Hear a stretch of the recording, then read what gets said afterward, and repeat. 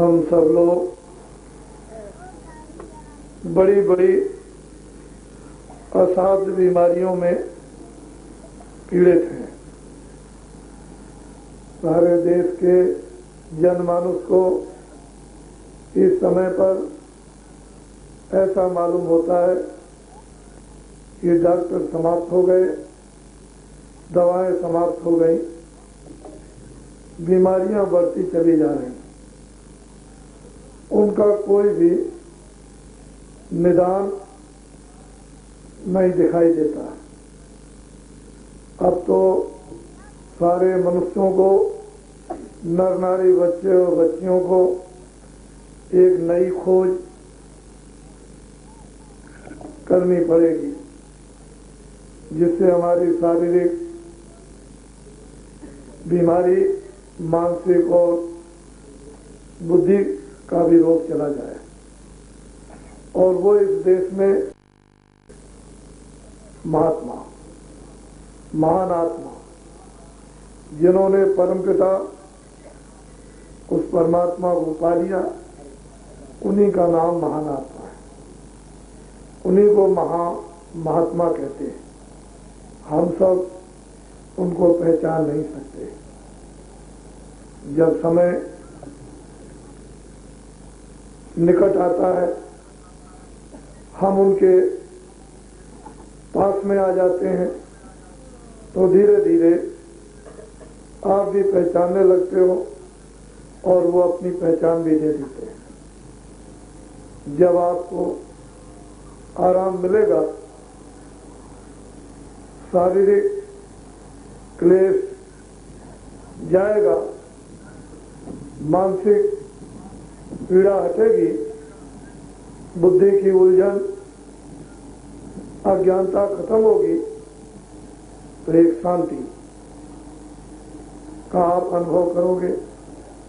उस समय पर हम ईश्वर का गुणगान, भगवान की प्रार्थना, भगवान का विश्वास हम करते हैं। उस समय पर हम समझते हैं कि सत्य बोलना मनुष्य के लिए कितना आवश्यक, जरूरी था। सेवा करना मनुष्य के लिए कितना बड़ा कर्तव्य था, चाहे घर में सेवा हो या बाहर सेवा हो।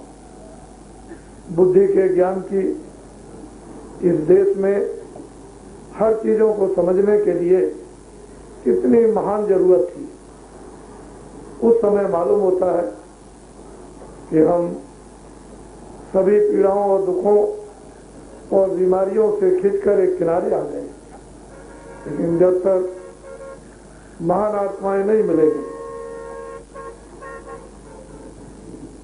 किताबें बहुत हैं, धर्म की पुस्तकें बहुत हैं,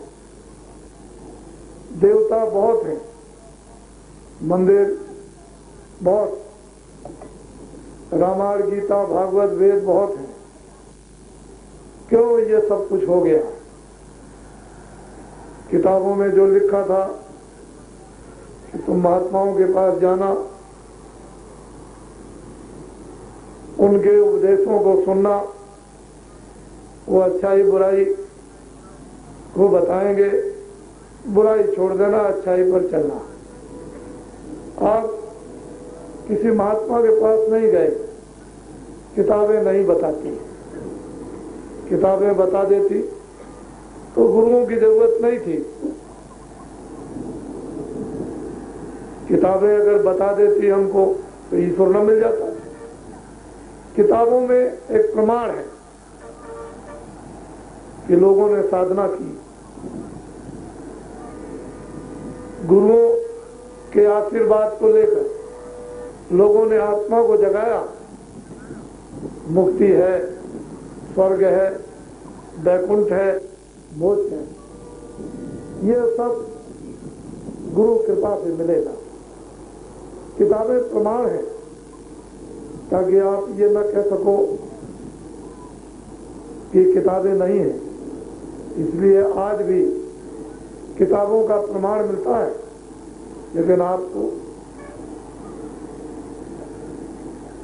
जल पीने के लिए पानी चाहिए, नदी हो या कुआं हो। आप कहोगे कि पानी मिल जाए, ऐसे नहीं, जाना पड़ेगा। वहीं पर मनुष्य की प्यास जाएगी तो जो आत्मा को प्यास लगी है वो इस जल से, इस पानी से नहीं जाएगी। उसके लिए एक स्थान है और वो मनुष्य रूपी मंदिर, जिसमें भगवान प्रकट हो गया हो, जिसमें भगवान का साक्षात्कार हो, वहां आत्माओं की प्यास जाएगी। वहीं पर आत्माओं का जल है, वहीं पर आत्माओं का ज्ञान है, वहीं पर आत्माओं की शक्ति है और वहीं पर आत्माओं का आनंद। लेकिन आप इधर उधर भटकोगे तो शरीर का भी सुख नहीं मिला, तो आत्माओं का सुख क्या मिलेगा। इसलिए आपने ये बोरे वालों को देखा, बड़ी आपको भ्रांति हुई होगी, ये बोरा क्या चीज है, ये टाट है, ये झूठ है। सही सच्ची बात तो यह है कि जितनी तनख्वाह इनको मिलती है उसमें पूरा नहीं पड़ता। फिर मैं ये तो नहीं कह सकता हूं कि चोरी करो, किसी को धोखा दो या बेईमानी करो या चलते हुए को मार दो। मैं तो यही कह सकता हूं कि जितना मिलता है उसी में तुम अपना गृहस्थ आश्रम चलाओ। जब इन्होंने ये देखा कि पूरा नहीं पड़ेगा तो टाट बोरा सस्ता है। ये कलकत्ते में 2.5 रुपए मीटर मिलता है। 2.5 मीटर बहुत होता है, पूरा बन जाएगा नीचे से ऊपर तक। ये बहुत सस्ता है, अपने देश का है और ये पवित्र है। इसमें बैठ करके अच्छी पूजा होती है, इसमें सादगी है, सादे विचार हैं।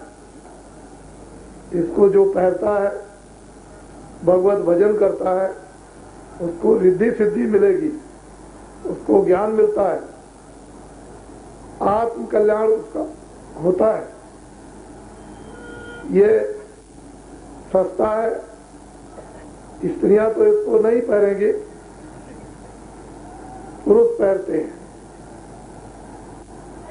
इस भारतवर्ष में एक आवाज पर 1 करोड़ आदमियों ने इसको पहना और कई बरस इसको पहनते हो गए, कोई आज नहीं।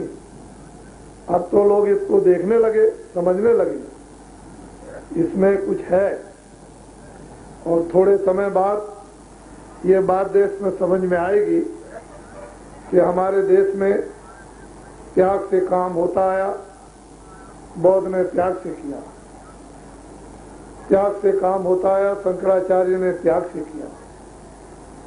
परिवर्तन त्याग से होता है। तपस्या से राम ने त्याग किया, राजधानी छोड़ी, जंगल में तप किया, काम किया। कृष्ण भगवान, उनके माँ बाप जेल में थे, वो भी जेल में पैदा हुए, लेकिन त्याग करना पड़ा, तपस्या करनी पड़ी, एक परिवर्तन हुआ। समय ये सिद्ध करता है कि त्यागी और सच्चों की जरूरत है।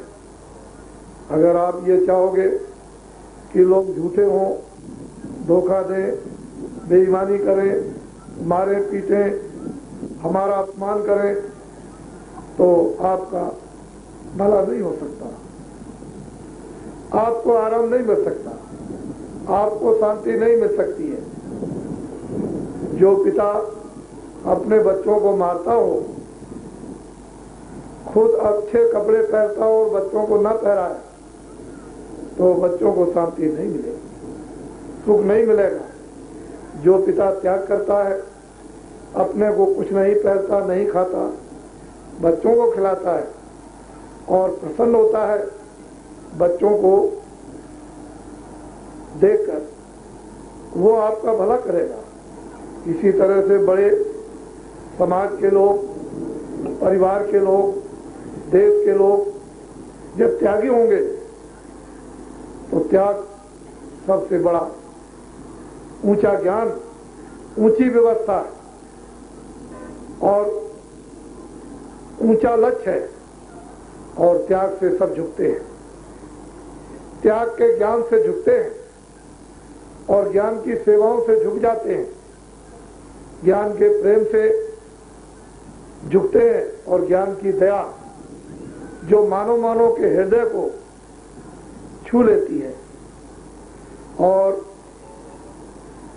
कितना उसको प्रेम देती है कि प्रेम पाकर हम एक दूसरे के काम आते हैं।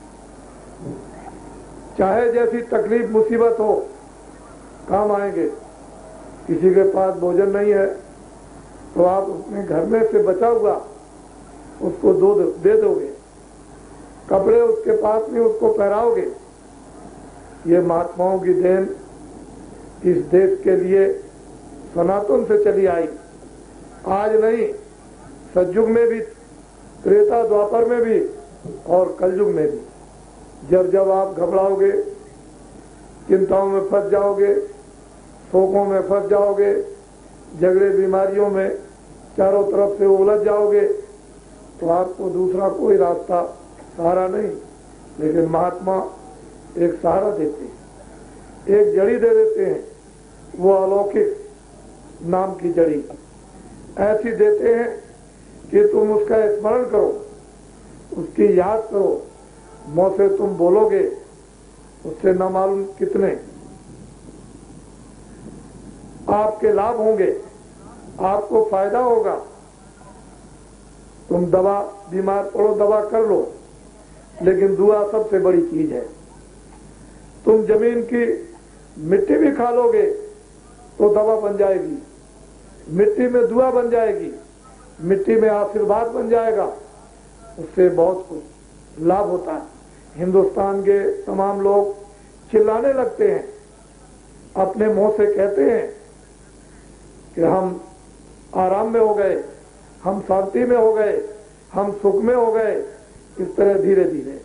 लेकिन जब महात्माओं की औषधि जो उन्होंने सिद्ध की है, वो जब तक तुम नहीं पीते हो, तुम्हारे मन में, तुम्हारी वाणी पर, तुम्हारे हृदय में, तुम्हारे कानों में वो नहीं जाती है, प्रवेश नहीं होती है, तभी तक। जहां नाम की अमोलक जड़ी जब अंदर प्रवेश होने लगी तो ये सब चीजें धीरे धीरे धीरे धीरे खत्म होने लगती हैं और उसी जगह तुम शांत हो जाते हो। इसलिए नर नारी, बच्चों बच्चियों, एक अलौकिक संदेश है। हम जानते हैं दुनिया के लोग राज की तरफ दौड़ते रहे कि हमको धन मिल जाएगा, हमको कपड़े मिल जाएंगे, हमको मकान और जमीन मिल जाएगी, हमको पद मिल जाएंगे। लेकिन जितने लोग उधर दौड़े, इधर छोड़ते चले गए। मनुष्यता छोड़ी, मनुष्य की सत्यता छोड़ी, मनुष्य का आदर सत्कार छोड़ा, मनुष्य की सेवाएं छोड़ी, धन के पीछे पड़ गए, बाग बगीचों के पीछे पड़े। उधर जाकर आपको क्या मिला? क्या आपने पाया? दो कलेश बीमारी पाई। अब तुमको न ज्ञान है अपने खान पान का, न आपको रहन सहन का ज्ञान, न आपको उठने बैठने का ज्ञान। ये तो आसाम भूमि बड़ी धार्मिक थी, यहाँ बड़े सीधे साधे लोग थे। हमने सन 52 में आकर गुवाहाटी में, इधर कूच बिहार आसपास में हमने देखा था, गांव के लोग बड़े सीधे, गांव के लोग बड़े सच्चे, गांव के लोग बड़े भोले, बड़ा प्रेम और वो सेवा और सत्कार करते थे। ये ऐसी धार्मिक ऋषियों की भूमि, आप इस भूमि को आपने अपने कर्मों से मैला किया, गंदा किया, खुद भी गंदे हो गए। जब आपकी इंद्रियां कर्म करने से गंदी हुई तो उसका परिणाम, उसका फल आपको दुख मिला, रोना मिला, चिल्लाना मिला। अब ये पता चल रहा कि कपड़े तो बहुत लोगों के पास हैं लेकिन शांति नहीं, भोजन बहुत लोगों के पास व्यवस्था है लेकिन शांति नहीं। भोजन बीमारी दूर नहीं कर सकता, कपड़े बीमारी दूर नहीं कर सकते, सोना चांदी बीमारी दूर नहीं करता, जमीन और मकान अच्छे अच्छे बीमारी दूर नहीं करते, मोटरें हवाई जहाज बीमारी दूर नहीं करती। बीमारी से मुक्त होना चाहते हो तो मनुष्य चरित्र ले आओ, मनुष्य कर्म ले आओ, उसकी अब जरूरत है। ये छोटी छोटी चीजें हमको जो ऋषियों मुनियों ने उतार के गांव गांव में दे दी थी, हम लोग कितने संपन्न सुखी निरोगी जीवन को व्यतीत करते थे और भगवान का भजन। कैसी गांव में छोटी छोटी व्यवस्थाएं आपने मान ली थी कि ब्राह्मण आपको हर जगह मिलेंगे, उनसे शादी होती है, उनसे दीक्षा मिलती है, उनसे उपदेश मिलता है, उससे रामायण सुनते थे, उससे गीता सुनते थे, उनसे भागवत सुनते थे। गांव गांव में ये मान्यता आपने दे रखी थी ब्राह्मणों को। हिंदुस्तान में चाहे केरल में जाओ, चाहे आसाम में हो, चाहे आप चले जाओ बंगाल में, चाहे उड़ीसा में जाओ, चाहे आप चले जाओ तमिलनाडु में, ब्राह्मण आपको सब जगह मिलेंगे, हर गांव में मिलेंगे। आपने उनको मान्यता दी थी कि हमारे पूजनीय हैं, इनके उपदेश हितकारक हैं, और वो ब्राह्मण महात्माओं से ज्ञान ले आते थे, योग ले आते थे, तपस्या का फल ले आते थे, सिद्धि ले आते थे, और वो आपको बांट बांट करके देते थे। आप लोग चलते थे, आपने ब्राह्मणों को छोड़ दिया। जन्म से लेकर और जब तक यहाँ नदी के किनारे ना आ जाओ तब तक ब्राह्मण आपका काम करते थे। जब चले जाओ संसार को छोड़कर तब भी आपका काम करते रहते हैं। ऐसी मानवीय व्यवस्थाएं हम सब के लिए कितनी सुख की थी, लेकिन आप सब लोगों ने उन सब चीजों को छोड़ दिया। अब ये है कि हम चारों तरफ से परेशान हो गए, बच्चे परेशान, स्त्रियां दुख में, किसान दुख में, कर्मचारी अधिकारी दुख में, सेठ साहूकार दुख में। अब आपको वहीं आना है जो जगह आपकी छूट गई, जिस जगह को छोड़ के भटक गए, जहां आपको 50 साल पहले स्थान पर शांति मिलती थी, सुख मिलता था, निर्भीक थे, सत्य बोलते थे। क्यों झूठ बोलने की जरूरत है, क्यों धोखा देना है? जब मेरे भाग में है, मेरी प्रारब्ध में है, भगवान ने लिख करके हमको दे दिया कि जब तक तुम जिंदा रहोगे तब तक तुमको सब कुछ, कपड़ा, खाना, भोजन, पानी, इज्जत, सम्मान, ये सब तुमको मिलेगा, परिवार मिलेगा तुमको, ये मिल जाएगा। लेकिन तुमने अपनी प्रारब्ध पर ठोकर मार दी और तुम दौड़ पड़े। प्रारब्ध पर विश्वास करना था, फिर जो महात्मा बताते हैं उस पर विश्वास, और महात्मा जब बता दें तभी भगवान पर विश्वास होता है। वैसे भगवान को कौन जानता है कि किस रास्ते से मिलेगा। तो कल जो आपको अनमोल चीज दी गई, एक सीधा सरल, इस गिरफ्ताश्रम में सीधा है, सरल है, आसान है। स्त्रियां कर सकती हैं, पुरुष कर सकते हैं, बच्चे कर सकते हैं, बच्चियां कर सकती हैं। सरल भजन भगवान का, उसमें सुबह करो, दोपहर को करो, शाम को करो, और जितने मिनट करो उतने ही मिनट की आपको मजदूरी। मेहनत करोगे मनुष्य रूपी मंदिर में, उतनी परमपिता परमात्मा तुरंत शीघ्र आपको मजदूरी देगा। जब मजदूरी देगा तो आनंद मिलेगा, मजदूरी देगा तो ज्ञान मिलेगा, आत्मा में विकास होगा, आत्मा का धर्म मिलेगा, जीवात्मा में होश आ जाएगा। ये तो जीवात्मा दोनों आंखों के पीछे ये बैठी हुई है, ये बीचों बीच में, दोनों आंखों के बीचों बीच में जीवात्मा को बैठा दिया, और वो तुम्हारे कर्मानुसार बेहोश, होश नहीं कि मैं कहां से आई, मुझे कहां जाना है, मुझे कितने दिन रहना है, मुझको किसने फांसा, मुझे किसने गंदा किया, ये उसको कुछ नहीं है। इंद्रियां जो है, मन, बुद्धि और चित्त, ये सब इंद्रियों के दरवाजों पर बैठकर, आंख और कान, ये नाक, इन दरवाजों पर बैठ करके बाहर के ये क्षणिक देखने के सुख आनंद लेते हैं। मन उनका आदि हो गया, जीवात्मा की शक्ति से ये सब काम करते हैं। नहीं तो मन कुछ नहीं, बुद्धि कुछ नहीं है, चित्त कुछ नहीं है, आंख कुछ नहीं। जब ये निकाल दी जाती है तो क्या करेगा मन, क्या आंख करेंगी, क्या कान करेंगे, कुछ नहीं। तो ऐसी अद्भुत शक्ति आपके अंदर जो परमपिता परमात्मा ने बैठा दी और उसको आपने अपने अधिकार से गंदा कर दिया, मैला कर दिया। दो ही तो अधिकार आपको मिले थे कि देखो मैं संसार में एक नियम बनाकर, विधान बनाकर, कानून बनाकर तुमको आजाद करता हूं, और ये अच्छा ये बुरा, आंख से अच्छा देखो या बुरा, कान से अच्छा सुनो या बुरा, वाणी से अच्छा बोलो या बुरा, बुद्धि से अच्छा विचार करो बुरा, हाथ और पैरों से अच्छा काम करो बुरा।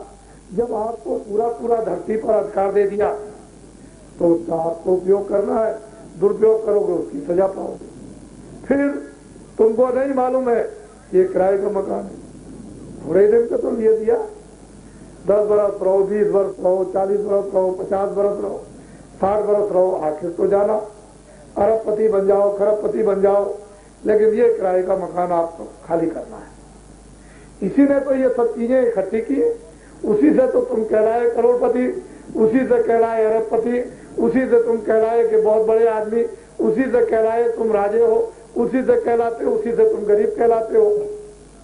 यही तो है जिसने सामान इकट्ठा किया। जिसके पास सामान नहीं इकट्ठा वो गरीब, जिसके पास सामान माया की छाया जमा हो गई अमीर हो गया। आखिर में इन दोनों को, अमीर हो चाहे गरीब हो, किराए का मकान दोनों को खाली करना। जब वो खाली कराने आएगा तब आप क्या करोगे? तो सोना कुछ नहीं करेगा, मकान कुछ नहीं करेगा, जमीन कुछ नहीं करेगी, झोपड़ी कुछ नहीं करेगी, गरीबी कुछ नहीं करेगी, विद्वता ज्ञान कुछ नहीं करेगा। वो तो आपको खाली करना, वो तो कहेगा खाली करो। तुम बड़े बादशाह हो सारी दुनिया के, सारे संसार के, लेकिन वो कहेगा खाली करो। 1 सेकंड नहीं लगेगा और खाली करा देगा। फिर ये कपड़ा पहरे उसको भी हटा देगा, कहेगा चलो लकड़ियों पे जलो, वहां जला के इसको मट्टी में मिला देगा। अब आपको ये पता हुआ कि जल, पृथ्वी, अग्नि, वायु, आकाश, इन 5 तत्वों का ये बना हुआ शरीर है। इसमें जब जीवात्मा बैठी है उतनी देर चलता, जैसे ही निकाल दी गई ये मिट्टी गिर गई, यही सड़ जाएगी, बदबू करेगी, दुर्गंध करेगी, तुम खड़े नहीं हो सकते हो। तो बताओ ऐसा अनमोल मनुष्य शरीर और जीवात्मा को दरवाजे पर बैठा दिया। और महात्माओं की जरूरत थी कि उसको होश ले आते, जो बेहोश थी, जो सो रही थी जगा देते, जिसको आंख नहीं थी आंख दे देते, जिसके कान नहीं थे कान देते। और जो इतने युग बीत गए इस 84 और नरकों में भटकते भटकते, रोते रोते उस जीवात्मा को उसको छुड़ा लेते, मुक्त कर देते आवागमन से, जन्म मरण की पीड़ा से। लेकिन आपने महात्माओं को महात्मा नहीं समझा। तो इसलिए हम ये जानते हैं कि राज्य की व्यवस्था जैसी है वह हम समझते हैं। ऐसा नहीं कि हम इधर से समझते नहीं, हम इधर भी समझते हैं कि आप जो दुखी हो, किसान अपने दुख में दुखी है, भजन नहीं कर सकते। व्यापारी छोटे बड़े अपने दुख में दुखी है, वो भी भजन नहीं कर सकते। चाहे तुम कहो जरूर कि हम भजन करते हैं, ये सब बनावटी, सच्चा भजन नहीं। अगर कहा जाए कि देखो आज से तुम छोटा बड़ा व्यापार करना, सत्य बोलना, कह लगे ये नहीं हो सकता, ये तो व्यापार चलेगा नहीं अगर हम झूठ न बोले। तो झूठ के साथ तो भगवान है, झूठ के साथ तो सत्यता है, झूठ के साथ प्रकाश नहीं है, झूठ के साथ आनंद नहीं है, झूठ के साथ में वो ज्ञान नहीं। तुम कहोगे कि हमारा बगैर झूठ के चल नहीं सकता, तो कैसे चलेगा? किसान भी एक कहते हैं मुझे झूठ बोलना, बगैर मेरे उसके खेती नहीं चलेगी, खेती का काम नहीं होगा, कोई माल नहीं बिकेगा। ऐसे ही कर्मचारी अधिकारी वो कहते हैं कि बगैर झूठ के काम नहीं चल सकता। तो फिर बताइए फिर क्या होगा? फिर तो ये बात फिर तो दुख की हो गई, सुख की नहीं हुई। कि हमारा विवेक नहीं कहता कि हम झूठ बोले लेकिन झूठ बोलते, हमारा विवेक नहीं कहता हम धोखा दें, किसी को सताएं लेकिन सताते हैं। तो फिर भगवान से तो दूर हो गए, किताबों से दूर हो गए, सत्यता से, उसके प्रेम से, उसकी दया से, उसके वजन से। तो फिर तो मनुष्य पेट के लिए पागल हो गए। इसके लिए तुमने अपने ईमान को, अपने सत्य को, अपने चरित्र को इस पेट के लिए खो दिया। अरे इसके लिए तो अगर तुम घर से आज चले जाओ निकल के बाहर, तब भी तुमको खाना मिलेगा, कपड़े मिलेंगे। तुम जहां जाओगे वहां तुम्हारी फाइल साथ साथ चली जाएगी तुम्हारी प्रारब्ध की। जंगल में बैठ जाओगे, तुमने अगर बहुत अमीर हो चले जाओगे तो तुमको सब सामान वहां मिल जाएगा। जितना तुम्हारा आज का है वो आपका दिन भर पूरा मिलेगा। जो कल का है कल मिलेगा, जो तीसरे दिन मिलेगा। लेकिन तुमने ये विश्वास जो महात्माओं से प्राप्त होता था उसको छोड़ दिया लेना। तो अब आपको क्या पता पेट के लिए, तो इसलिए भजन भी गया, ईश्वर विश्वास भी चला गया, धर्म पुस्तकों का ज्ञान भी चला गया, उसका जो विदेश कर्म करने का था वो भी चला गया, उसको भी आपने छोड़ दिया। तो अब आंख से न कान से करते हो, न वाणी से, न हाथ पैर से, न बुद्धि से, तो अब क्या करोगे? तो इसलिए हमको मालूम है, हमारी बातों को बड़े ध्यान से सुनो। हमने लोक व्यवस्था के लिए, एक घर की व्यवस्था, समाज की व्यवस्था, एक देश की व्यवस्था के लिए आदमियों को तैयार किया है। आपको कोई घबराने की जरूरत नहीं है। हमको कुछ नहीं चाहिए, हमको तो आपको विश्वास दिलाना है। आदमियों को, मनुष्यों को, त्यागियों को, चरित्रवानों को, सदाचारियों को, सत्यवादियों को तैयार किया गया। और उसमें समय लगता है, उसमें टाइम लगता है, उसमें वर्ष लगते हैं। एक दिन का, 2 दिन का तो काम नहीं है कि एक दिन में, 2 दिन में कोई आदमी तैयार हो जाएगा। आपके गांव में कितने आदमी जो किसी को बुरा पहरा दे? हमने तो एक आवाज पर, एक दिन के कहने पर करोड़ आदमियों को बुरा पहरा दिया। आपको नहीं पहराना, उसकी जरूरत नहीं है, बहुत पहर चुके। लेकिन आप कितने हैं जो बुरा पहरा देंगे, टाट पहराएंगे, झूठ पहरा देंगे? तो त्यागियों की जरूरत, तो आदमियों को तैयार करना पड़ता है, उसके लिए मेहनत करनी पड़ती है। ऐसे नहीं तैयार हो जाते हैं। ये छोटी चीज नहीं है। भगवान राम और लक्ष्मण को एक दिन में विश्वामित्र वशिष्ठ ने तैयार नहीं किया, कृष्ण को एक दिन में तैयार नहीं किया, वो बहुत जो राजा थे उनको एक दिन में तैयार नहीं किया, कि महावीर को एक दिन में नहीं तैयार कि कपड़े फेंक करके लंगोटी लगा ली। तो कुछ समय लगता है, कुछ टाइम लगता है। तो आदमियों को तैयार किया गया ताकि घर की व्यवस्था स्थापित कर दें, जिससे जनजीवन एक आरामदेह, सुखमय, प्रेममय, बच्चों का, स्त्री का, अड़ोस पड़ोस का, भाई बंधुओं का, इसका अच्छी तरह से निर्वाह हो।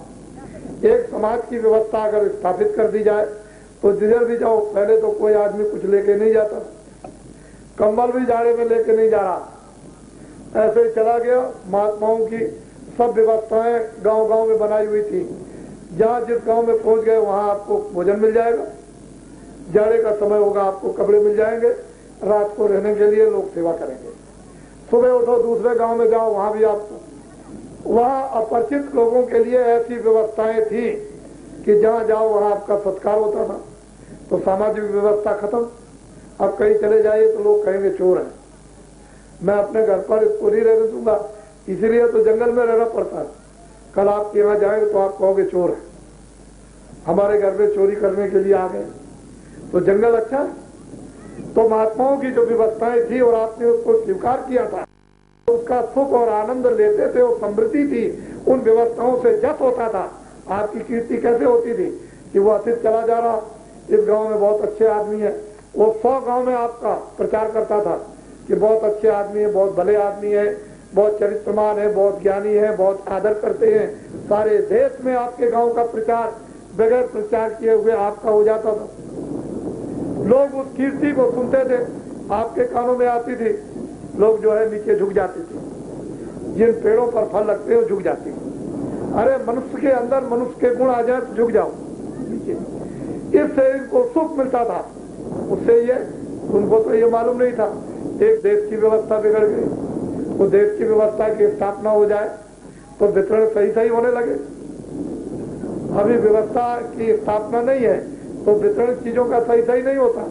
गांव में सही चीजों का वितरण नहीं हो पाता, इधर उधर कहीं नहीं हो पाता। वो जब वितरण ठीक नहीं होगा तो लोगों को सुविधा नहीं मिलेगी, उससे लोगों की जरूरत पूरी नहीं होगी। अगर दवाएं नहीं आएंगी और बीमार रहेंगे तो बेचारे जो है वो क्लेश में रहेंगे। कोई कपड़ा का सामान है, कोई खाने का सामान है, कोई भी चीज हो, अगर उसका वितरण सही ना हो पहले ऐसी व्यवस्थाएं थी कि वितरण होता सही सही होता था, ईमानदारी का वितरण होता था। आप मेहनत का एक पैसा लीजिए, आप लखपति। उस जमाने में अगर सच्ची कमाई है तो करोड़ों आपके पास। हमने देखा 100 रुपए का आदमी बहुत बड़ा सेठ कहलाता था, जिसके पास हमारे समय में 100 रुपए, वो बहुत बड़ा सेठ, बड़ा उसका आदर होता था। और सच्ची कमाई थी मेहनत की, ऐसी वैसी कमाई नहीं। अब कितनी भी तुम कमाई करो और अरबों रुपए तुम इकट्ठा कर लो, लेकिन आपका कोई सम्मान, आपकी कोई इज्जत नहीं, आपकी कोई कीर्ति नहीं, तो उसका लाभ क्या हुआ? जो थोड़ी चीज से इतना बड़ा लाभ होता था और जब प्राप्त होता था और उससे बीमारी निरोग, झगड़ों से निरोग मुक्त रहते थे, और आदमी जो है वो कितना आनंद पाता था, भगवत भजन भी करता था, तो आत्मा को भी जगा लेता था चलते चलाते। तो इसी जवानी में 12 वर्ष तक तो आप कुछ नहीं कर सकते, ये तो यूं ही गया। और जैसे ही ब्याह शादी हुई, बच्चों के झगड़े में फंस गए, खेती दुकान दफ्तर में ये सब सामान इकट्ठा करने लगे। तो आपने सोचा कि हमारा समय जब आखिरी होगा, जब बाल बच्चों को हम पूरा पढ़ा लिखा करके तैयार करेंगे तो भगवान का भजन कर लेंगे, तब आप करेंगे। पर तो आपकी ये गांठें दर्द करेंगी, कमर दर्द करेगी, आंखों से दिखाई नहीं देगा, सुनाई नहीं आपको देगा, उठा नहीं जाएगा, बैठा नहीं जाएगा, आप क्या भगवान का भजन करोगे? तो इस जमाने में खेती भी करो, दुकान भी करो, दफ्तर भी करो, बच्चों की सेवा भी करो, आए गए का सत्कार भी करो, और साथ ही साथ में 10 मिनट 15 मिनट भगवान का भजन। इसी में आत्मा का धन कमा लो और इसी में शरीर का धन कमा लो। शरीर के धन को कमा करके शरीर के काम में ले लो और दूसरे के काम लगा दो, और इसी समय में आत्मा का धन कमा करके तुम अमर हो जाओ, यहां से छुटकारा पा जाओ। तो आपने तो वो तो काम किया नहीं। तो मैंने जो कल कहा था उसको नए लोग कुछ आए, उसको भी ध्यान से सुन लेंगे। किसान बड़े दुखी हैं। ये सरकार जो आसाम में नई बनी है, अभी वो बच्चे हैं, अभी उनको इतना ज्ञान नहीं है, कागज का ज्ञान नहीं है, प्रबंध का उनको ज्ञान नहीं है। तो मेरी अपील पर, मेरी प्रार्थना पर 30 महीने तक आप लोग इनको अवसर, मौका दो, सोचने का, समझने का, देखने का। 30 महीने तक मौका दोगे, जल्दबाजी करने की जरूरत नहीं। तो फिर ये कुछ सोचेंगे, कुछ समझेंगे और फिर कुछ ये करेंगे ये। और 30 महीने तक आप किसी को सोचने का मौका न दो तो कोई ये मतलब ये कि भगवान का कोई ऐसा तो नहीं है कि ऐसे चुटकी बजा दिया। तो मनुष्य है, कर्म का खेल है। तो आप जब समय किसी को दोगे तो उस पर विचार करेगा। तो इस सरकार को तो आप 30 महीने तक समय दीजिए। और मैं सारे देश में डंडोरा पीट रहा हूं कि जितने भी हिंदुस्तान में अभी तक आंदोलन हुए, हड़ताल हुए, तोड़फोड़ हुई, स्कूल जलाए, बच्चों को मारा, दफ्तर जलाए, कर्मचारी अधिकारी मारे गए, कारखाने जले, दुकानें जली, सेठ साहूकार छोटे बड़े मारे गए, और किसानों को भी बहुत मुसीबत, तकलीफ, जानों से भी हाथ धोनी पड़ी। इसका सारा का सारा नुकसान जो कुछ भी कौन देता है? ये जो देश में ये किसान है, जो मिट्टी में काम करते हैं खेती का, इन्हीं को सारा का सारा नुकसान देना पड़ता। और जितने भी टैक्स लग जाएंगे, चाहे कपड़े पे लगे, चाहे खाने पे लगे, चाहे अनाज पे लगे, चाहे चीनी पे लगे, चाहे तेल पे लगे, चाहे खाद पे लगे, चाहे दवा पे लगे, किसी चीज पर भी कोई भी टैक्स लग जाएगा, छोटी से छोटी और बड़ी से बड़ी चीज पर, ये सब छोटे आदमियों को देना पड़ेगा। और वो छोटा आदमी कौन है? किसान। अरे सेठ साहूकार तो इस दुनिया में 1% भी आबादी के ख्याल से नहीं है, 1% भी सेठ साहूकार नहीं है। 2 अरब की आबादी से ऊपर उसमें 1% भी सेठ साहूकारों का नंबर नहीं आता। तो बड़ी संख्या में जो बाजार और दुकानों में खरीद करने वाले हैं, जो शरीर की जरूरतों को पूरा करते हैं, वो सामान खरीदते हैं, परचेजर हैं, वो तो किसान है। तो ये सब का सब ये खून पसीने का किसानों को देना पड़ता है। इनकी कोई नवीकरण से अगर व्यवस्था होगी तो ये उठ सकेंगे, नहीं तो ये दलदल में फंस जाएंगे। मैं ऐसा समझता हूं कि पैसे की कोई कीमत नहीं रह गई, 1 रुपए की कोई कीमत नहीं। 1 रुपए की तो मैं जानता हूं उस समय का आदमी था अंग्रेजों के वक्त में। अंग्रेजों के वक्त में 1 रुपए का 60 किलो चना, 60 किलो गुड़ और 60 किलो चावल ये मिलता था मेरे सामने। अब उसकी कीमत क्या है? और 12 रुपए का शुद्ध 1 तोला सोना, ये मेरे सामने बहुत दिनों तक बिकता रहा। मैं अंग्रेजों के जमाने को देखता हूं, कपड़ा कितना सस्ता था, यातायात कितना है, 400 मील का सफर कीजिए, मेरे सामने 2.5 रुपया, 2 रुपए 8 आने ये किराया लगता था। 400 मील का 2 रुपए 8 आने मेरे सामने। और बात तो आप छोड़ दीजिए, उसका आप 400 मील का कितना लगता है तो आप जोड़िए, आप कितना, तो रुपए की कोई कीमत नहीं किसी तरह की। तो बताइए क्या होगा? अगर मान लो मजदूर को 5 रुपए मिले, या बहुत है 10 रुपए मिल जाए, तो उसका क्या गुजारा होगा? 4, 5, 6 बच्चे, माँ बाप और पति और पत्नी, तो बेचारा किस तरह से रहता होगा? बहुत तकलीफ में। उसकी देवी रोती होगी, बच्चे रोते होंगे। कभी आपने इस बात का ख्याल किया? अगर जिस दशा में हमें उसी दशा में इंतजाम करने वाले रख दिए जाएं, तो इतना चिल्लाएंगे कि उनकी आवाज नील हो जाएगी। जो इंतजाम करते हैं अगर मेरी दशा में छोड़ दिए जाएं, तो सब रोएंगे उस तकलीफ में, उस दुख में, उस पीड़ा में कि हमको खाना नहीं मिलता, हमको ये नहीं मिलता, हमको वो नहीं मिलता। इसलिए ये बात बड़ी गंभीरता की है, और उलझी हुई बुद्धि से व्यवस्था नहीं हो सकती है। उलझी हुई बुद्धि से व्यवस्था होगी तो किसानों, मैं ये सब कुछ जान चुका हूं। मैंने अंग्रेजों के जमाने को देखा, और 30 साल तक जब सत्याग्रह देश को आजाद करने का चला, तो ऐसे पुल उड़ा दिए, मकान उड़ा दिए, लोगों को मार दिया, ये कर दिया, ये सब कुछ हुआ। देश को आजाद करना था, ठीक था, चलो अपना देश आजाद हो जाता, अपने लोग थे यहाँ अपनी तकलीफ सुनाएंगे, बाहर के लोग हमारी तकलीफ। लेकिन बड़ा अच्छा न्याय था उस समय। मैं भी 30 साल तक सत्याग्रह मेरे सामने चला, देश आजाद हो गया और 37 साल हो गए, और अब भी लोग पता नहीं कहां जाएंगे। क्या अब भी लेना चाहते हैं? अब भी आंदोलन, अब भी हड़ताल, अब भी तोड़फोड़, अब भी बच्चे मारना, अभी स्कूल जलाना, कारखाने जलाना, दफ्तर जलाना, कर्मचारी मार देना, पेट साहूकार मार देना। अच्छा, आखिर ये किस लिए, क्यों आप करते हो? आखिर ये बाहर कहां जाएगा, किस पर पड़ेगा? अगर ये पुल तोड़ दें आप, तो कितने जाने वालों को, क्या आपके गांव को ही तकलीफ होगी? जितने लोग चले आ रहे हैं बम्बई, कलकत्ते से, दिल्ली से, जितने लोग जा रहे हैं, सबको तकलीफ हो जाएगी। तो आपने राष्ट्र की चीज, जनता की चीज को क्यों नहीं बताया कि ये जनता की है, राष्ट्र की है, ये इनके काम आएगी, ये तुम्हारा दायित्व है, तुम्हारा कर्तव्य है कि इसकी रक्षा करो।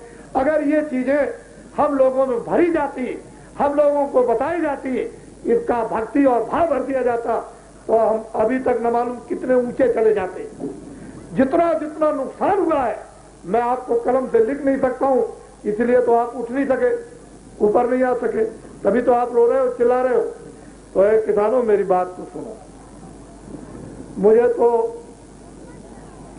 प्रधानमंत्री बनना नहीं, क्योंकि मेरी उम्र तो 60 से बहुत ऊपर हो गई, और मेरा तो नारा ही था पहले से कि जिनकी 60 की उम्र हो गई वो सब लोग इस्तीफा दे दो।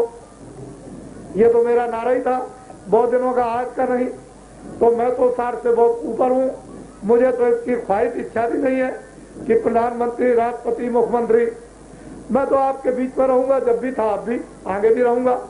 तो देखो किसानों, जितना भी तुम्हारे ऊपर में 37 साल का कर्जा, तुम सुन लो अच्छी तरह से, 30 महीने के बाद तो मैं आसाम सरकार से प्रार्थना करूंगा कि जितना भी तुम्हारे ऊपर में 37 साल का कर्जा, ट्यूबवेल का, बिजली का, ट्रैक्टर का, नाली का, कुएं का, भैंस का, खाद का, बीज का, जितना भी तुम्हारे ऊपर में कर्जा लदा हुआ है, ये सब का सब 37 साल का कर्जा सारे हिंदुस्तान के किसानों का माफ करा दिया जाएगा। पहले मेरी बात को आप ध्यान में रखो, माफ करा दिया जाएगा। तो जो माफ कराएगा वो फिर पूछेगा कि भाई माफ करा दिया कि नहीं, ऐसा नहीं कि चुपचाप बैठ जाएगा। ये भारत के प्रधानमंत्री कहते हैं कि हमारा सारा शासन भ्रष्ट है, हमारे कर्मचारी अधिकारी भ्रष्ट, ये सेठ साहूकार भ्रष्ट। अरे ये भ्रष्ट से कोई नहीं है, ना कर्मचारी भ्रष्ट है, ना अधिकारी भ्रष्ट है, ना सेठ साहूकार, ये कोई भ्रष्ट नहीं है और शासन भी भ्रष्ट नहीं है। असली बात यह है कि जब तुम एमएलए एमपी को चुन करके भेजते हो वहां दिल्ली, तो जब उनका खर्चा पूरा नहीं होगा बाल बच्चों के लिए, तो इन सेठ साहूकारों को दबाएंगे, कर्मचारी अधिकारी को दबाएंगे कि मेरा पेट पूरा करो, नहीं हम तुम्हारा नुकसान कर देंगे, नौकरी से हटा देंगे। सेठ साहूकार को कहेंगे कि हम तुम्हारी तलाशी करा देंगे, तुम्हारा कोई नुकसान कराएंगे। तो ऐसा चाहिए कि जितने भी एमएलए एमपी हैं इन सब लोगों को काम दे दिया जाए, पक्ष और विपक्ष के कोई भी हो, क्योंकि आपने इसीलिए चुन करके भेजा है कि हमारे क्षेत्र में ये सेवा करें। तो जितने भी 525 एमपी हैं उन सब को काम दे दिया जाए अपने अपने क्षेत्रों में काम करने का। तो एक तो लाभ ये होगा कि शरीर अच्छा और बाल बच्चों की सेवा के लिए उनको उपयुक्त धन मिल जाएगा। सबसे बड़ा लाभ ये होगा कि जब एमपीओ को पक्ष और विपक्ष के काम मिल जाएगा, अपने अपने क्षेत्रों में काम जनता के लग जाएंगे, तो आंदोलन नहीं होगा, हड़ताल नहीं होगा, तोड़फोड़ नहीं होगी, स्कूल नहीं जलेंगे, दफ्तर नहीं जलेंगे, कर्मचारी नहीं मारे जाएंगे, अधिकारी नहीं मारे जाएंगे, कारखाने नहीं जलेंगे। तो एक सबसे बड़ा लाभ ये होगा।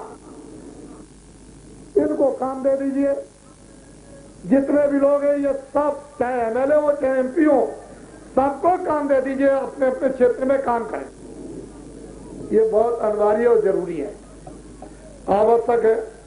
तो कई एक लाभ एक के साथ, एक काम के साथ कई एक लाभ राष्ट्र के और समाज के और जनता के हो तो करना चाहिए।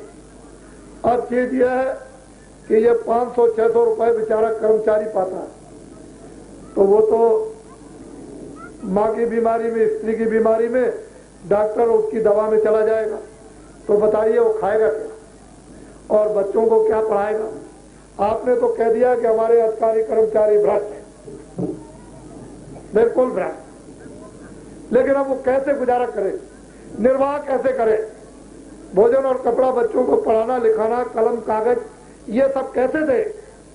तो देखो अधिकारी कर्मचारी, हम ये चाहते हैं अपने दिल से कि जो जज है उनकी महीने में 10,000 तनख्वाह वेतन, जो उससे छोटे हैं 6,000 और उससे छोटे हैं 4,000, और सबसे छोटा जो कर्मचारी है, चाहे स्कूल के अध्यापक हो चाहे सिपाही हो, उसको 2,000। तुम ये जानते हो कि ये कौन बोला? आपको ये मालूम होना चाहिए कि नदी के किनारे कौन बोलता। आप तो समझते होंगे कि इधर से कोई आया है उसने ये बात कह दी, लेकिन आपको मालूम नहीं कि इसका क्या होगा। इनको ये, और ये हमारे जो बेचारे छोटे और बड़े जो बेचारे व्यापारी बैठे, ये बड़े परेशान आए दिन तलाशी, चलो तुम्हारी तलाशी, चलो तुम्हारी तलाशी, चलो तुम्हारी तलाशी, जो सफेद है उस सामान को भी उठा ले, चलो तुम्हारी तलाशी। तो ये रात और दिन बेचारे परेशान। तो आपके लिए तो मैं ये चाहता हूं, उसको ध्यान देकर के छोटे बड़े व्यापारी इसको समझ ले। जो सफेद पूंजी है उसकी भी कोई तलाशी नहीं, और जो काली पूंजी है उसकी भी कोई तलाशी नहीं। जो सफेद पूंजी का आप टैक्स देते हो वो तो दो, लेकिन काली पूंजी का जो टैक्स नहीं देते हो उसका एक नया पैसा आपको टैक्स नहीं देना, लेकिन आपको मेरा साथ देना पड़ेगा। किसानों को मेरा साथ, कर्मचारी इनको, अधिकारियों को मेरा साथ, जो मजदूर काम करते हैं जिनके पास खेती नहीं उनको मेरा साथ, जो नौजवान जो स्कूलों में पढ़ते हैं उनको मेरा साथ। ये तो आपको देना पड़ेगा, मेरी बात को मानना होगा। आपकी काली पूंजी का एक भी नया पैसा टैक्स नहीं। जो सफेद का तुम देते हो तो उसके लिए मना नहीं, और सफेद और काली पूंजी की कोई तलाशी नहीं। मैं आपको विश्वास दिलाता हूं कि आप मेरा साथ दे दो, मेरी बात को मान लो, तो मैं हिंदुस्तान की सारी काली पूंजी को 24 घंटे में व्हाइट करा दूंगा। आपको क्या चाहिए मैं बताऊंगा नहीं कि क्या करूंगा, ये आपको अभी नहीं बता सकता। मोटी सीधी ये जो स्कूल में बच्चे पढ़ते हैं, जो बेचारे बड़े बड़े क्लासों में जो बीए एमए की डिग्री लेकर के बाहर निकलते हैं कि नौकरी मिल जाए, लेकिन नौकरी नहीं मिलती है। मैं उन छात्रों को, विद्यार्थियों को ये बताना चाहूंगा कि अगर तुम मेरा साथ दे दो तो हिंदुस्तान के स्कूलों से कोई भी विद्यार्थी पढ़कर निकलेगा तो बाहर घर में बेकार यदि बैठ नहीं सकता, सबको काम मिल जाएगा। और क्या चाहिए आप? अब आपको ये जानना चाहिए, मुझे तो कुछ नहीं चाहिए। मैं फिर पूछूंगा कि बोलिए मैंने मंच में जो जो बातें कही, अभी मैंने क्या कहा? अभी तो ये मोटी 2-4 बातें हैं जो आपके कानों में डालता हूं। अभी तो मैं संकल्प का ये 10,000 किलोमीटर की यात्रा का जो 4 फरवरी से मथुरा से ये चला है काफिला, वो इसको लेकर 90 दिन के लिए 10 प्रांतों का मैं एक संकल्प सूत्र में, जैसे बहनें भाई को धागा बांधती हैं, ऐसे ही एक संकल्प सूत्र में मुझे बांध तो लेने दीजिए, कहूंगा तो मैं बाद में। आप इसकी चिंता क्यों करते हो? मैं इधर की भी व्यवस्था आपको करवा के दिखा दूंगा और भगवान के लिए मैं बिल्कुल तैयार हूं कि तुम 10 मिनट, 15 मिनट, 20 मिनट सुबह या शाम को तुमको न समय मिले आत्म कल्याण के लिए, तो टट्टी में बैठकर तुम अपनी आत्मा को जगा सकते हो, यानी भगवान का भजन कर सकते हो। और कोई छुआछूत नहीं किसी तरह की। तो मैं इधर भी हूं, मैं आपके दुख में, तकलीफ में, इसमें सब में। अब मान लो कि किसी आदमी का समय पूरा हो जाए, इनमें से कोई स्त्री, कोई बच्चा, कोई बड़ा छोटा, कोई जितने यहाँ बैठे हैं, हिंदू मुसलमान, इससे कोई मतलब नहीं है। मुसलमानों, हमारे यहाँ हिंदू मुसलमान या सिख ईसाई कुछ नहीं, हमारे यहाँ एक इंसान, एक आदमी, एक मनुष्य, उसमें वो जीवात्मा उसी भगवान की, खुदा की, उसी का नूर है, उसी की वो ये सत्ता है। हमारे यहाँ कोई भेदभाव नहीं। तुम में से अगर कोई जाने लगे 2 दिन, 4 दिन, 6 दिन, 8 दिन या महीने, 2 महीने, जब जाने का समय हो जाए, किराए के मकान से सिपाही आ जाए कि भाई मालिक का हुक्म हो गया, मकान खाली करो, तो आप क्या कर सकते हो? स्त्री पुरुष कुछ नहीं करोगे। उस समय पर तुम्हारी आंखें उनकी शकल को देख करके बंद, कान बहरे, जबान बंद, और बुद्धि नष्ट हो जाएगी। उनकी शकल ही ऐसी है, ऐसी डरावनी शकल है कि देखते ही ये खून का पानी हो जाता है। आप क्या करोगे? तो उस समय पर न कोई पति आता, न पत्नी आती, न माता आते, न पिता आते हैं, न बच्चे आते, न दोस्त आते, न धन आता, न मकान।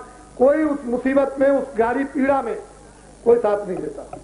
उस समय पर जब ऐसा वक्त आ जाए और कोई भी आपकी मदद न करे, तो आप अंदर अंदर उस परमपिता परमात्मा का, मेरा नाम तो तुलसीदास है, इस किराए के मकान का, और मैं सारे हिंदुस्तान में जय गुरुदेव नाम का प्रचार करता हूं। वो परमात्मा का, भगवान का, ईश्वर का, ब्रह्म का। और आश्रम है एक छोटा सा मथुरा में, मथुरा जो दिल्ली के पास में जहाँ कृष्ण भगवान का जन्म हुआ था, वहीं पर आश्रम है। 3 पर्चे आपको दे दिए। जब ये समय आपका आ जाए जाने का और कोई भी सहायता न करे, तो अंदर अंदर जय गुरुदेव, जय गुरुदेव, जय गुरुदेव, जय गुरुदेव। क्या बोलोगे? बोलो, क्या बोलोगे? जय गुरुदेव, जय गुरुदेव, जय गुरुदेव, जोर से बोलो। जब आप जय गुरुदेव बोलोगे तो मैं आपको मिलूंगा, मैं आपकी मदद करूंगा। मैं सच्चा आपका सेवक हूं। मैं तो कोई महात्मा नहीं, मैं कोई भगवान भी नहीं हूं, मैं आपका सेवक हूं। मैं उस समय आपकी मदद करूंगा, लेकिन मेरी जड़ी जब आप याद करोगे तब, जब जय गुरुदेव बोलोगे तो मैं मिलूंगा।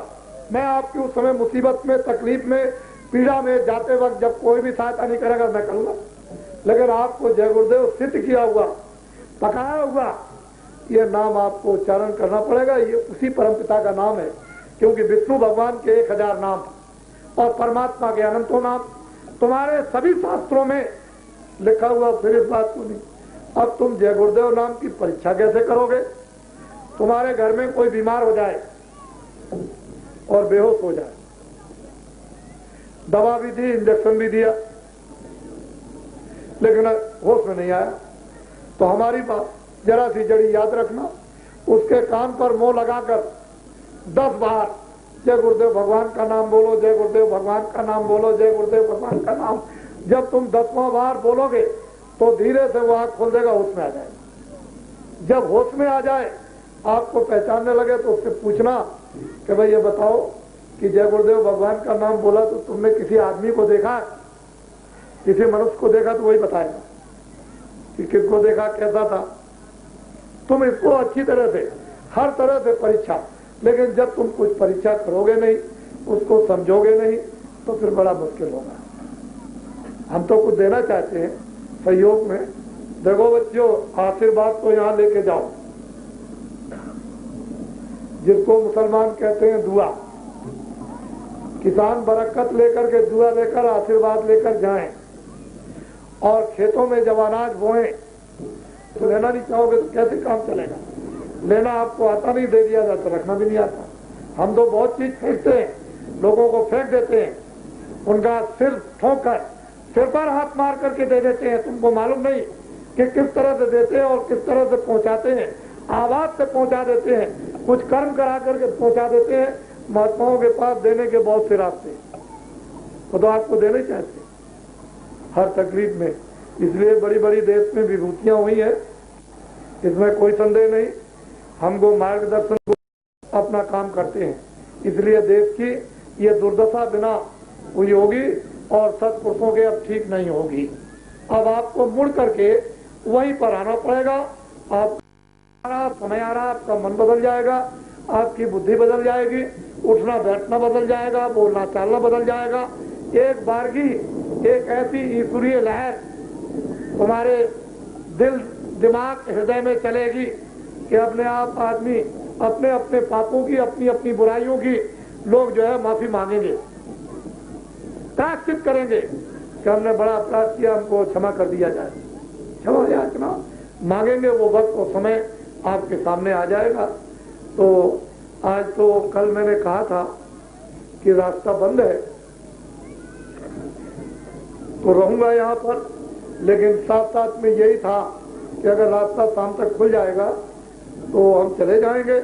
हमारा तो ये पहले ही से कार्यक्रम चल रहा है कि हम किसी की व्यवस्था में बाधा नहीं डालते। हमको कोई भी सरकार किसी भी प्रांत की ये नहीं कह सकती, कोई अधिकारी, कोई कर्मचारी, कोई किसान, कोई सेठ साहूकार ये नहीं कह सकता है कि हमारी व्यवस्था में कोई आपने बाधा डाली। हम ऐसा कोई काम अपने देश में, अपनी राष्ट्रीयता में, अपने जनमानस में, अपनी समाज में, अपने घरों में ऐसा कोई काम नहीं। और उसी में से जिसमें आप फंसे हुए, उसी में से हम निकालना चाहते हैं कि आप निकल करके किनारे आ जाओ। तो ये जनता जनार्दन मथुरा से 4 फरवरी से चला हूं। सड़कों पर एक लेन लगा दी जाए, लेन से खड़े कर दिए जाए तो मथुरा से लेकर यहाँ तक एक लेन लग जाएगी और आदमी बच जाएंगे। इतना आदमी सड़कों पर आया। आप उस फिल्म को, उसको वीडियो को अगर आप देखें तो आप सिर पीटेंगे इस तरह से कि क्या हो गया, तब आपको ये पता चलेगा। और आप मुझे देखेंगे कि मैं बुढ़ा आदमी, वृद्ध आदमी कितनी मेहनत करता हूँ कि मेरे सामने जवान मेहनत नहीं कर सकता। मैं इतनी मेहनत करता हूँ। मैं तो उस समय का आदमी हूँ, अंग्रेजों के वक्त का, जब आंदोलन नहीं चला था तब का मैं हूँ। और 30 साल तक आंदोलन चला और 37 साल ये हो गए, तो मैं तो उस जमाने का आदमी हूँ। मैं तो आज भी वैसी मेहनत करता हूँ। ये नहीं है, आश्रम में अगर कभी आप आए और वहाँ देखें आकर तो आपकी आंखें खुल जाएंगी मैं कितनी मेहनत करता हूँ। ऐसा मत समझिए कि मैं बैठ जाता हूँ, ये बात नहीं है। इसलिए आप, इतनी बड़ी यात्रा है, इसको आपने दर्शन दिया और इसका दर्शन आप कर रहे हो। एक तकलीफ, 2 तकलीफ ये तो आपकी जाएगी ही, और मेरी कुछ इच्छा और है कि आप में कुछ मदद कर दी जाए, वो मेरी इच्छा के ऊपर निर्भर है। ये तो संकल्प है कि लोगों की 1 तकलीफ, 2 तकलीफ तो जाएगी ही, उसमें तो कोई संदेह करने की जरूरत ही नहीं है। जो भी आ जाएगा सड़क के किनारे, इनको दर्शन देगा, दर्शन करेगा तो उसकी तकलीफ जाएगी। ये तो ईश्वरीय दैविक संकल्प है और बाद में कुछ है और भी। अब वो मेरे ऊपर है कि मैं किसके साथ क्या करूं, ये मेरे ऊपर में छोड़ा हुआ, वो तो संकल्प की बात है। तो इसलिए आप घबराए नहीं, चिंता मत करें। आप मेरा साथ दें, मेरी आवाज का साथ दें, मेरी बात को मान ले।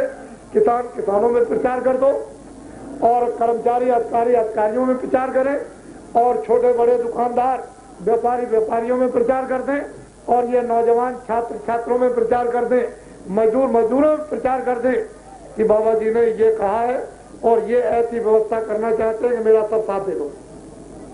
ऐसी व्यवस्था कर दूं जो आपने कभी कल्पना भी नहीं की होगी, कभी स्वप्न में और ख्वाब में सोचा भी नहीं होगा कि भारतवर्ष में ऐसा हो जाएगा। तभी तो ये बात आपके सामने आई कि कलयुग जाएगा और सतयुग आएगा। कोई बात तो जरूर है, कलयुग जाएगा और सतयुग आएगा। ना अभी कलयुग गया ना अभी सतयुग आया, लेकिन आपके सामने ये बात दीवारों पर आ रही, कलयुग जाएगा सतयुग आएगा, कलयुग जाएगा सतयुग आएगा। तो आपको जाना चाहिए कि कलयुग चला जाएगा, सतयुग क्या करेगा, या कलयुग यहाँ पर है तो क्या कर रहा, ये समय से बोलो। अच्छा, जय गुरुदेव। जो कल आपको भगवान का रास्ता बताया वो ठीक से आप अपना करना। खड़े हो जाओ, आप खड़े हो जाओ, सब लोग खड़े हो जाओ, अपनी अपनी जगह खड़े रहो, अपनी अपनी जगह खड़े रहो सबके सब। ये बताओ, हमने कुछ बुरा तो नहीं कहा? अच्छा, हमने किसी की बुराई तो नहीं की है? तो आप लोग ये चाहते हो कि हिंदुस्तान में आगे टैक्स न लगे?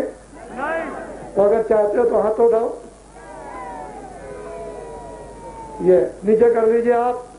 देखो, गुप्तचर के विभाग के हमारे कर्मचारी अधिकारी, ये देखिए, जनता कहती है कि आगे टैक्स मत लगाओ। वैसे आपने डीजल बढ़ा दिया, पेट्रोल बढ़ा दिया, खाद बढ़ा दी, मिट्टी का तेल बढ़ा दिया। ये आपको नहीं बढ़ाना चाहिए था। आपको पूछना चाहिए था उन महात्माओं से कि कोई ऐसा रास्ता बताइए कि हम टैक्स न लगाएं, आगे भी न लगाएं, इसको भी खत्म कर दें। ऐसा रास्ता बताइए तो उनको रास्ता बताया जाता। लेकिन वो तो अहंकार में पूछते रहेंगे, उनको तो घमंड और गुमान है। तो ये तो टैक्स बराबर लगेंगे तो आगे भी लगेंगे, फिर लगेंगे, फिर लगेंगे, फिर लगेंगे, फिर लगेंगे। तो आपको टैक्स लगाते जाओगे तो समझ आए इनकी हालत क्या होगी। ये तो कहते हैं न लगाए जाए, तो इनको मत लगाइए। और आप रास्ता पूछिए कि कहाँ पे आएगा तो बता दिया जाए कि इधर से आ जाएगा, ऐसे काम में ले लीजिए, तो आप भी खुशहाल हो जाए, जनता भी खुशहाल हो जाए। अच्छा, मैं आसाम सरकार के लिए ये कहूंगा कि दिल्ली की सरकार इनको अधिकार और दे दे, चाहे वो टेम्परेरी अधिकार दे लेकिन दे दे, ताकि वो जनता जनार्दन की एक नई व्यवस्था करें।